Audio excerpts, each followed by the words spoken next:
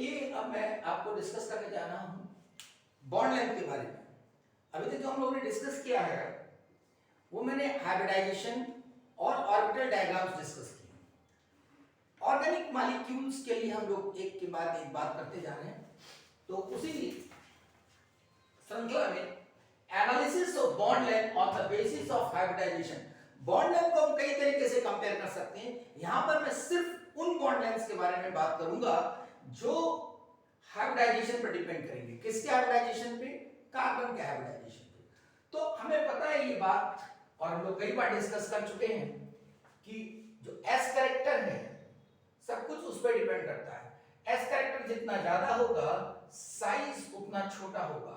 तो मानी बात है बॉन्ड लेंथ भी छोटी होगी। बस इतनी सी बात पर हमें सारी बात करनी है। तो देखिए अगर मैं कहूं पहला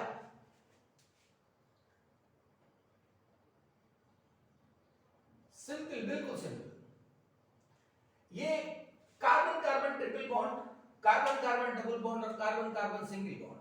अब मैंने यहां पर लिखा sp, ये sp, this is sp2, sp2, sp3, sp3। हम इस बॉन्ड लेंथ के बारे में बात करने जा रहे हैं, यानी सिग्मा sp sp सिग्मा। अब देखिए जरूरी नहीं कि ये बॉन्ड लेंथ का ऑर्डर पूछा जाए, जरूरी ये भी हो सकता है कि बॉन्ड लेंथ का ये ऑर्डर क्यों, कंपटीशन की बात करें। तो अब देखो यहां पर sp sp है जिसमें s कैरेक्टर ज्यादा है। हमें पता है sp में जो परसेंटेज s का है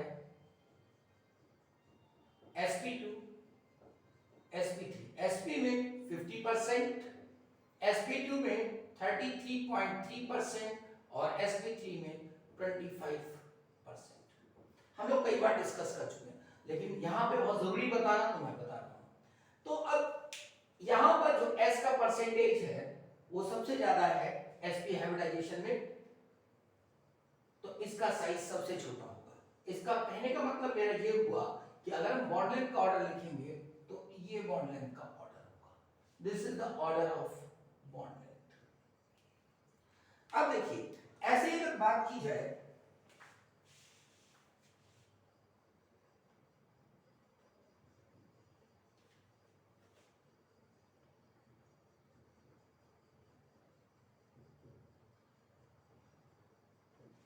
यानी यहां पर हम किसकी बात कर रहे हैं? sp s बॉन्ड की बात कर रहे हैं।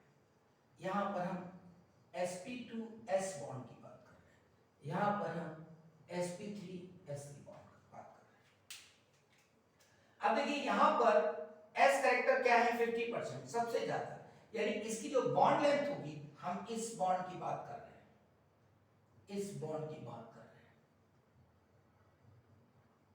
तो यहां पर ये होगा बॉन्ड लेंथ का ऑर्डर। फिर देखिए ऐसे आगे बढ़ते हैं। अब यहां हम इसके बारे में बात करें।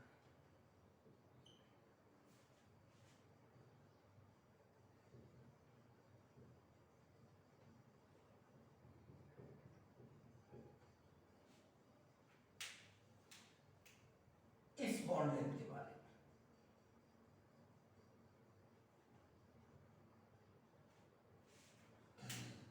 अब यहां सिंगल बॉन्ड है, ये भी सिंगल बॉन्ड है, ये भी सिंगल बॉन्ड है, लेकिन देखिए ये भी सिंगल बॉन्ड है,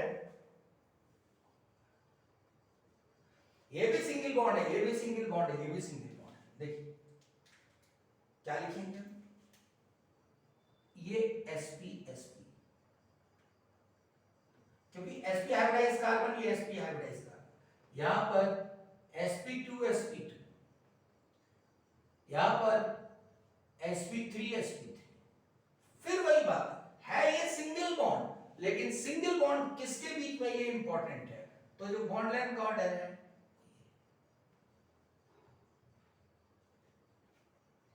मेरा ख्याल ये बात समझ में आ रही है। ऐसे ही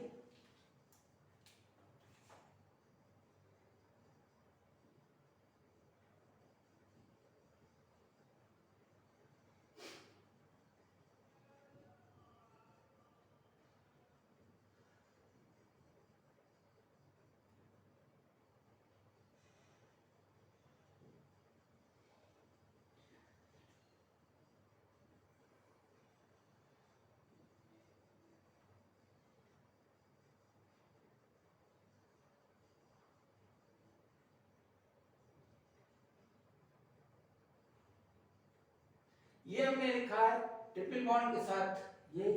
अब यहां पर ट्रिपल बॉन्ड के साथ हम डबल बॉन्ड को कंपेयर कर रहे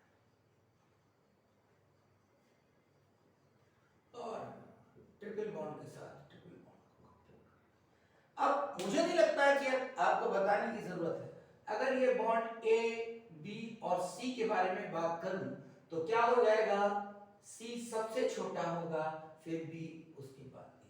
खुद सोच लीजिए, ये sp, ये sp, ये sp, ये तो सेम हो गए तीनों। अब हमें क्या करना पड़ेगा, ये sp है, ये sp2 है और ये sp3 है। तो आप जरा देखिए कंपेयर कैसे करोगे, इससे कंपेयर करोगे। यहां पर s 50%, यहां पर 33.3%, यहां पर 25%। इसका साइज बड़ा होगा, ये बॉन्ड बड़ा होगा, इसका साइज उससे छोटा, ये बॉन्ड छोटा और ये सबसे छोटा। ये बॉन्ड लेंथ के बारे में हमने बात की। अब इसी में एक बात को और जोड़ते हैं। अब देखिए मान लेते हैं कि बेटा ये न्यूक्लियस है, ये दोनों न्यूक्लियस और ये इलेक्ट्रॉन क्लाउड है। ध्यान से सुनिए, ये न्यूक्लियस और ये इलेक्ट्रॉन क्लाउड है। तो अब बॉन्ड कैसे बनेगा, जैसे ये ओवरलैप कर जाएंगे, देखो ये ओवरलैप कर गए, अब ओवरलैप कर गए तो बॉन्ड बन गया। अब यहां से यहां तक ये बॉन्ड लेंथ हुई, ये न्यूक्लियस, इन दोनों के बीच की जो डिस्टेंस है वो बॉन्ड लेंथ है। अब बॉन्ड लेंथ अगर छोटी होती जाएगी तो देखिए ओवरलैपिंग एरिया बढ़ रहा है, ओवरलैपिंग एरिया बढ़ रहा है। अगर बॉन्ड लेंथ छोटी हो रही तो ओवरलैपिंग एरिया बढ़ रहा है, और अगर ओवरलैपिंग एरिया बढ़ेगा तो बॉन्ड मजबूत होता जाएगा, मजबूत होता जाएगा, और अगर मजबूत होता जाएगा तो तोड़ना मुश्किल होगा। तो ओवरलैपिंग, अगर बॉन्ड लेंथ छोटी, ओवरलैपिंग एरिया ज्यादा, बॉन्ड मजबूत, तो बॉन्ड स्ट्रेंथ ज्यादा होगी। इसका मतलब एक चीज और निकल आई, बॉन्ड स्ट्रेंथ ज्यादा हो जाएगी। तो अब ये तो मैंने बॉन्ड लेंथ के लिए लिखा, इसको हटा देते हैं।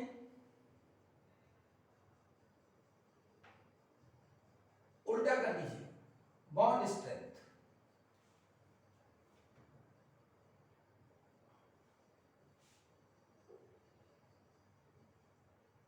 Bond strength, bond strength, bond strength. यहां भी वैसे ही बॉन्ड स्ट्रेंथ,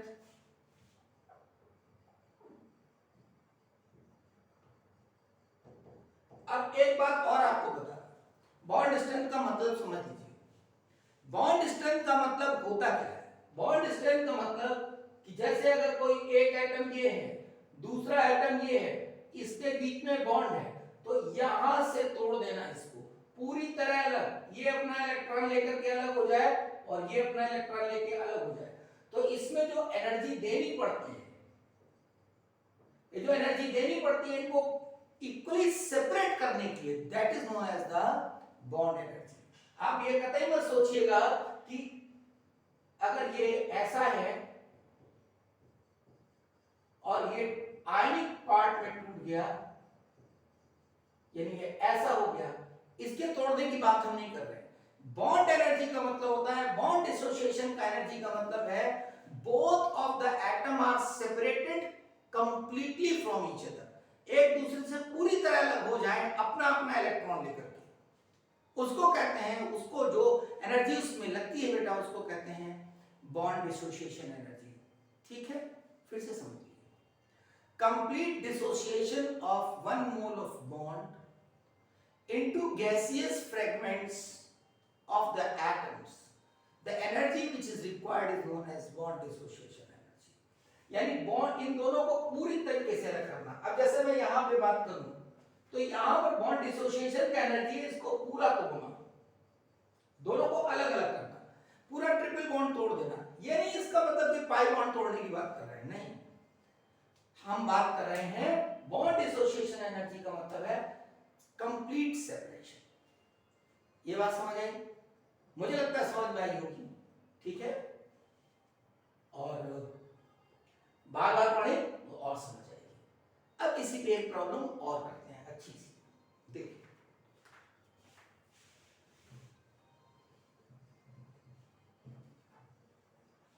अगर कुछ इस तरह का स्ट्रक्चर बनाया जाए,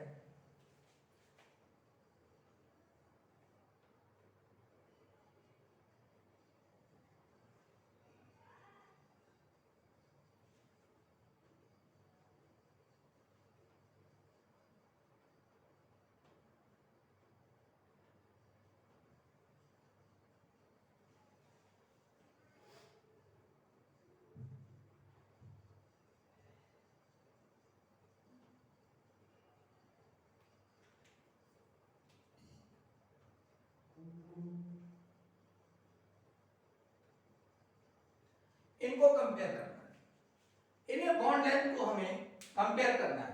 जरा देखिए, थोड़ा सा वीडियो को पॉज करिए और सोचना शुरू करिए। अब देखिए मैं बताता हूं। देखिए बेटा, यहां पर सबसे पहले सबसे छोटा बॉन्ड डी, क्योंकि यहां पर sp sp सबसे छोटा। फिर उसके बाद ए, क्योंकि वहां पर sp2 sp2। फिर उसके बाद sp sp3 sp sp3 c, उसके बाद sp2 sp3 और उसके बाद sp3 sp3। This is the order of bond length. ये हुआ बॉन्ड लेंथ का ऑर्डर। मैं यहां पे एक बात कहना चाहूंगा, जैसे मान लेते हैं आपसे पूछ लेते हैं बॉन्ड स्ट्रेंथ का ऑर्डर, तो आप बॉन्ड स्ट्रेंथ का ऑर्डर क्या करोगे?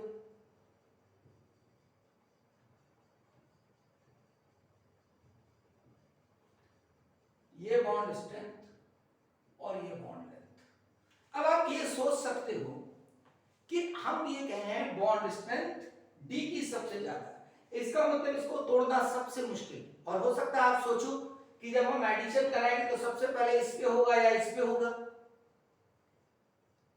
ठीक है, तो अब समझ लीजिए ऐसा नहीं है। वो आप बॉन्ड डिसोसिएशन एनर्जी की बात नहीं कर रहे हो, वो आप एडिशन की बात कर रहे हो। एडिशन में क्या होता है, पाई बॉन्ड टूटता है। जब डिसोसिएशन की बात की जाती है तो इस तरह टूटने की बात की जाती है, पूरा अलग अलग।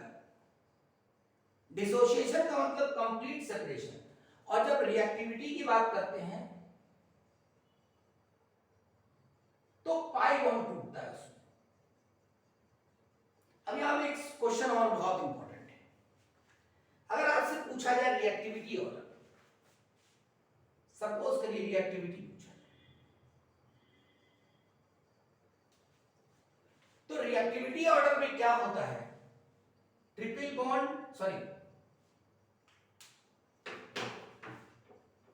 रिएक्टिविटी में डबल बॉन्ड ज्यादा रिएक्टिव होता है ट्रिपल बॉन्ड से।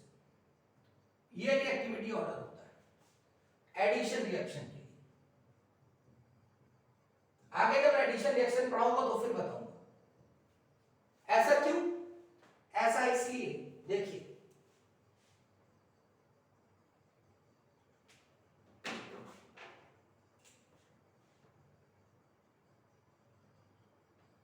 ये कार्बन, ये कार्बन, ये डबल,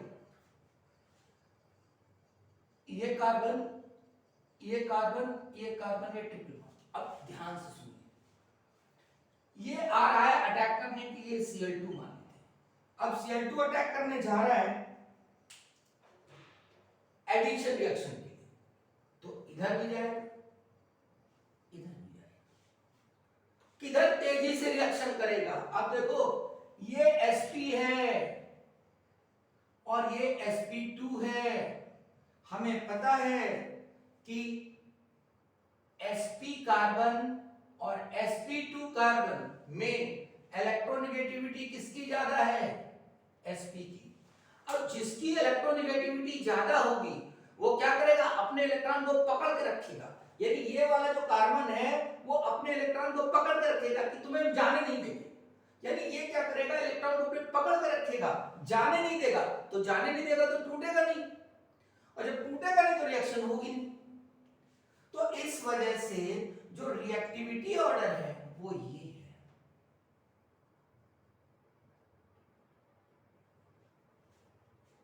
ये इंपॉर्टेंट बात है, इसको बार बार दोहरा लीजिए। तो मैंने क्या बताया, बॉन्ड स्ट्रेंथ और रिएक्टिविटी दोनों अलग बातें। बॉन्ड स्ट्रेंथ का मतलब होता है complete separation of atoms which are directly attached with the bond. Okay, मैं इसको हटाता हूं। अब थोड़ी सी और बात करते हैं हाइब्रिडाइजेशन से रिलेटेड,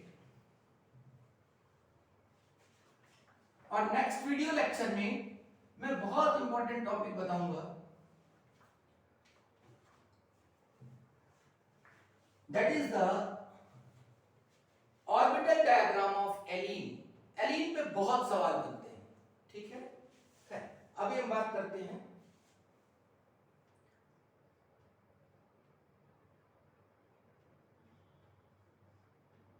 मैं सिर्फ वही बातें कर रहा हूं जो बातें हाइब्रिडाइजेशन और ऑर्बिटल डायग्राम से रिलेटेड है।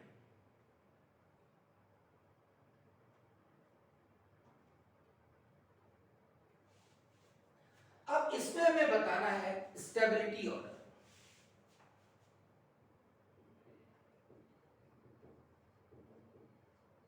स्टेबिलिटी की बात करें, अब अगर देखा जाए तो इसमें सारे कार्बन, हर कार्बन sp3 हाइब्रिडाइज्ड है। ये भी sp3, ये भी sp3, सभी sp3 है।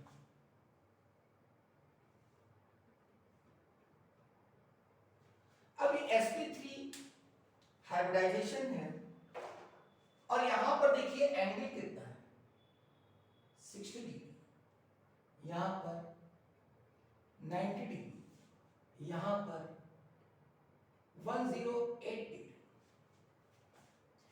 Cyclopropane 60 degree, equilateral triangle.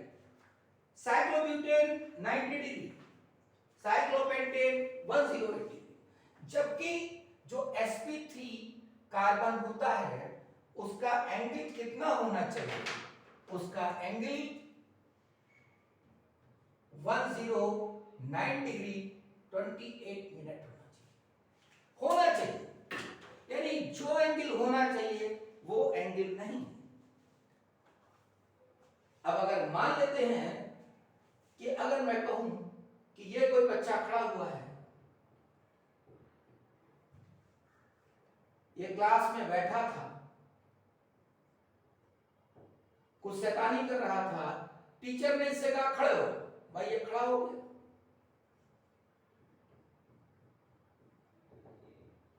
खड़ा हो गया, टीचर को गुस्सा बहुत आ गया, उसने कहा टेढ़े हो जाओ, ऐसे खड़े हो।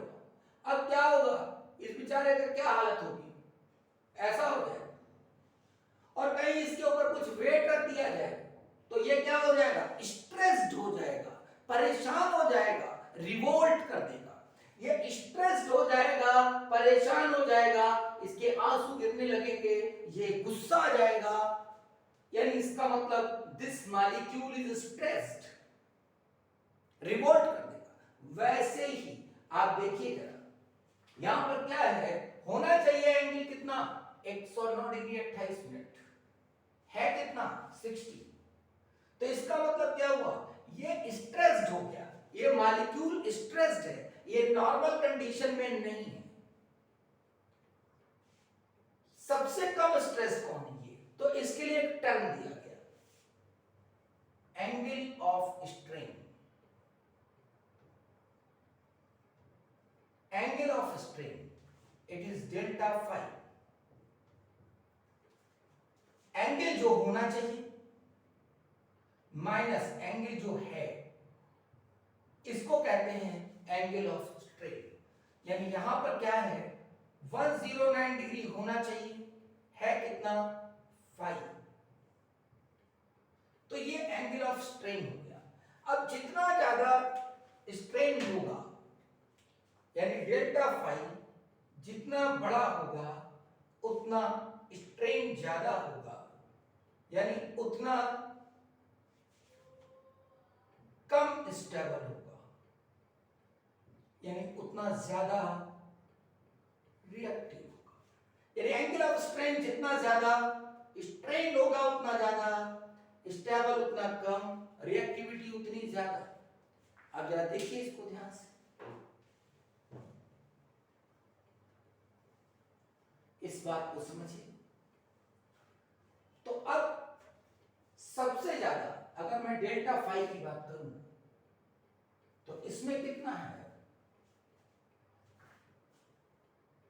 48/2, इसमें कितना है 19/2, और इसमें 1/2, लगभग अप्रॉक्स।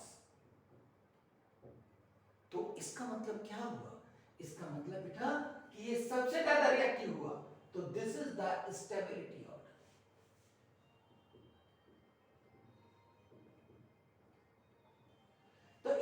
आप तमाम रिएक्शंस में आके मैकेनिज्म में देखेंगे, चाहे वो आप एल्डोल कंडेंसेशन के बारे में बात करें, क्लेजन कंडेंसेशन के बारे में बात करें, जहां रिंग का फॉर्मेशन होता है वहां ज्यादातर साइक्लोपेंटाइल या साइक्लोपेंटेन रिंग फॉर्म होती है, क्योंकि ये ज्यादा स्टेबल होती है। तो ये बात हुई एंगल ऑफ स्ट्रेन की।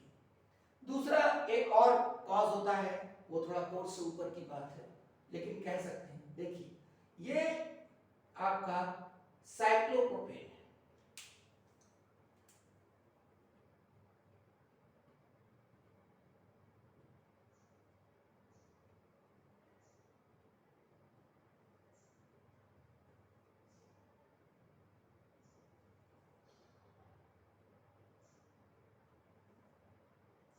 ये हाइड्रोजन,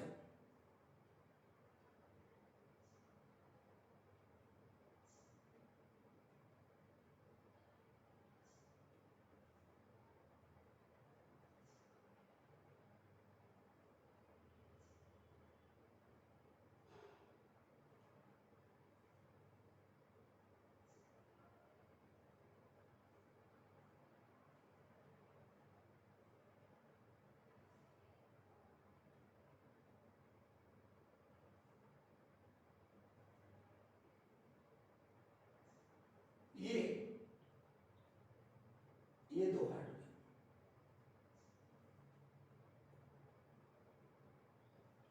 ये हाइड्रोजन हो गया।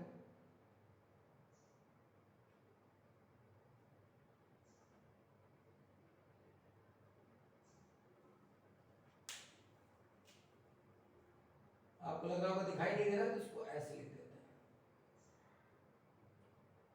हाइड्रोजन, ये हाइड्रोजन।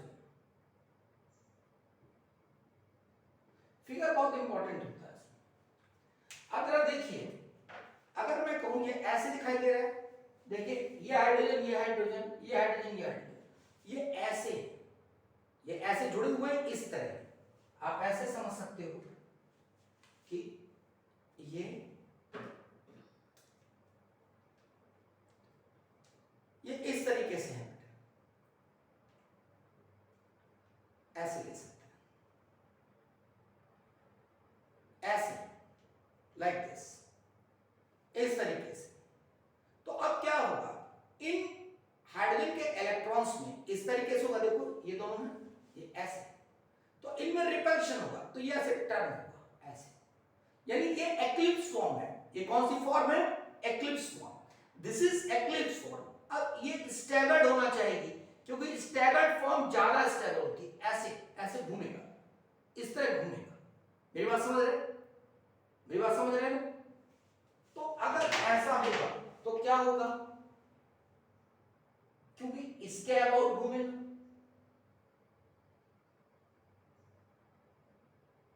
तो इस बॉन्ड पे स्ट्रेस रहेगा। तो इसको क्या कहते हैं,